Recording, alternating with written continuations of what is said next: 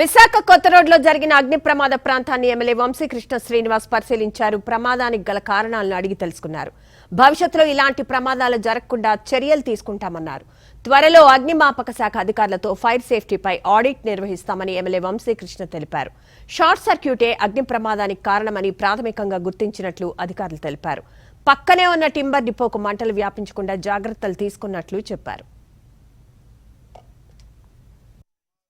Fire ఇంజన్లు control చేస్తూ ఉన్నాయి.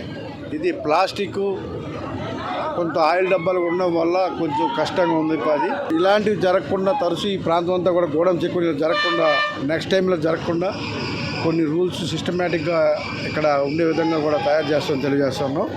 రానున్న రోజుల్లో ఇలాంటి పునరావృతం అవ్వకుండా చుట్టుపక్కల నివాస ప్రాంతాలు కాబట్టి ఎటువంటి పెళ్లి కానీ ఎటువంటి షార్టేజ్ అవ్వకుండా ఉండే విధంగా కొన్ని చర్యలు కూడా తీసుకుంటామని తెలియజేస్తాం. సో ఖచ్చితంగా దీని మీద పూర్తి స్థాయిలో ఇప్పటికిప్పుడైతే ఏం చెప్పలేం, కానీ ఈ వారంలో ఒక స్పెషల్ డ్రైవ్ చేయించి ఎక్కడైతే ఈ ఫైర్కి సంబంధించిన సేఫ్టీ ఉన్నాయా లేవా, అలాగే జిఎంసీ పర్మిషన్లు కానీ ట్రేడ్ పర్మిషన్ అన్నీ కూడా చెక్ చేయించి నెక్స్ట్ ఇలాంటిది ఎక్కడ కూడా జరగకుండా కఠినంగా చర్యలు తీసుకోవడం తెలియజేస్తాం.